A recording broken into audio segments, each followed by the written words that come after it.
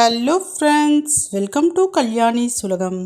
இன்றைக்கி இந்த வீடியோவில் ஒரு இன்ஸ்டன்ட் கார சட்னியும் அந்த கார சட்னியை பேஸ் பண்ணி 2 விதமான தோசையும் சுட்டு காமிக்க போகிறேன். வீடியோவை ஸ்கிப் பண்ணாமல் ஃபுல்லாக பாருங்கள். நம்ம சேனலை இன்னும் சப்ஸ்கிரைப் பண்ணலைன்னா சப்ஸ்கிரைப் பண்ணிக்கோங்க. கூடவே இருக்கக்கூடிய பெல் ஐக்கானை ப்ரெஸ் பண்ணி அதில் ஆல் ஆப்ஷனை கிளிக் பண்ணிக்கோங்க.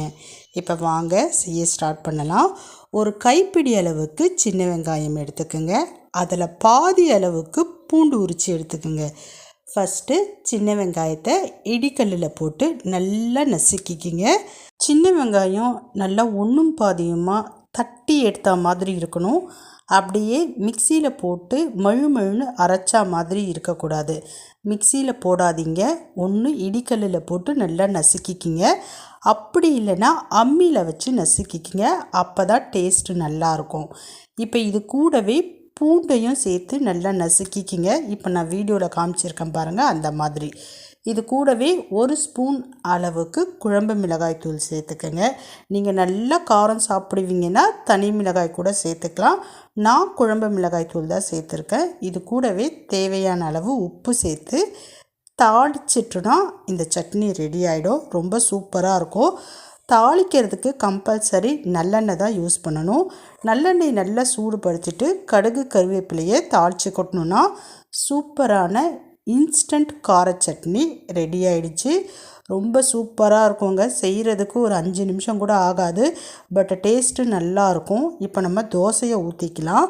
2 விதமான தோசை நான் செஞ்சு காமிக்க போகிறேன். ஆர்டினரி தோசை மாவு தான். நம்ம யூஸ்வலாக நம்ம மாவு அரைப்போம் இல்லைங்களா, அதே மாவு தான், அதே தோசை தான். அதை நல்லா முருகலாக ஊற்றிக்கிங்க. நல்லா எண்ணெய் விட்டுக்குங்க. நல்லா செவந்த பிறகு திருப்பி போட்டு இந்த கார சட்னியை அப்படியே தொட்டு சாப்பிடலாம். ரொம்ப ரொம்ப சூப்பராக இருக்கும். ஒரு டைம் இந்த கார சட்னியை நீங்கள் செஞ்சிட்டிங்கன்னா மறுபடியும் இந்த கார சட்னியை கண்டிப்பாக செய்வீங்க. அவ்வளோ டேஸ்ட்டு சூப்பராக இருக்கும். இப்போ பாருங்கள், தோசையும் நல்ல முருகலாக சூப்பராக ரெடி ஆகிடுச்சு. இப்போ இந்த தோசை கூட இந்த கார சட்னியை வச்சு சாப்பிட போகிறோம். ரொம்ப சூப்பராக இருக்குங்க. இந்த முருகலான தோசை கூட இந்த இன்ஸ்டன்ட் கார சட்னியை தொட்டு சாப்பிட்றப்ப அல்டிமேட்டாக இருக்குங்க. ரொம்ப சூப்பராக இருக்கும்.